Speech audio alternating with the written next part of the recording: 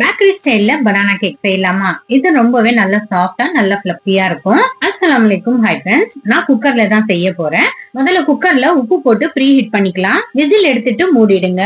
நான் 3 முட்டை 2 பச்சை வாழைப்பழம் எடுத்திருக்கேன். வாழைப்பழத்தை கட் பண்ணி மிக்ஸி ஜார்ல போட்டுக்கலாம். 3 முட்டையும் உடைச்சு போட்டுக்கலாம்.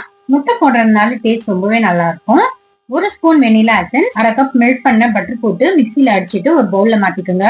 இப்போ 1 cup maida, 1 spoon baking powder, 1/2 spoon baking soda போட்டு நல்லா ஜலிச்சுக்குங்க. 1/2 கிளாஸ் பால் சேர்த்திருக்கேன். இப்ப 1/2 கப் எண்ணெய் சேர்த்துட்டு நல்லா மிக்ஸ் பண்ணி விடுங்க. நல்ல பேட்டர் கன்சிஸ்டன்சில வரணும். இப்ப 1/2 கப் சுகரை நான் பவுடர் பண்ணி வச்சிருக்கேன். அதுவும் சேர்த்துட்டு நல்லா மிக்ஸ் பண்ணி விடுங்க. கொஞ்சமா சாக்கோ சிப்ஸ் போட்டிருக்கேன். இது ஆப்ஷனல் தான், நீங்க நட்ஸ் கூட போட்டுக்கலாம். போட்டு எல்லாமே மிக்ஸ் பண்ணி வச்சுட்டு ஒரு கேக் டீன்ல கொஞ்சமா ஆயில் தடவிட்டு மைதா மாவை டஸ்ட் பண்ணிட்டு பட்டர் பேப்பர் வச்சுட்டு மிக்ஸ் பண்ணி வச்ச கேக் பேட்டரை போட்டுக்கலாம். இப்ப இதுல கொஞ்சமா சாக்கோ சிப்ஸ் மேல தூவி இருக்கேன். இப்போ குக்கரும் நல்லா சூடா இருக்கு.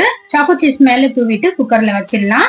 குக்கர் மூடி விசில் எதுவும் போடாம 45 மினிட்ஸ்க்கு அடுப்பு சிம்லயே வச்சு பேக் பண்ணுங்க. 45 மினிட்ஸ் கழிச்சு டூத் பிக் வச்சு செக் பண்ணி பாருங்க கேக் பேக் ஆயிடுச்சான்னு. டூத் பிக் ஒட்டாம வந்தா வெந்துருச்சுன்னு அர்த்தம். அப்படி இல்லைன்னா மாவு மாதிரி இருந்துச்சுன்னா இன்னும் ஒரு 10 நிமிஷம் மூடி வச்சு பேக் பண்ணுங்க. எனக்கு 45 மினிட்ஸ்லயே நல்லா வெந்திருக்கு. கேக்கும் நல்லா உப்பி வந்திருக்கு பாருங்க. குக்கர்ல இருந்து எடுத்து நல்லா ஆறுனதும் கட் பண்ணி சாப்பிட்டு பாருங்க. டேஸ்ட் வேற லெவலா இருந்தது. நீங்களும் இதே மாதிரி ட்ரை பண்ணி பாருங்க.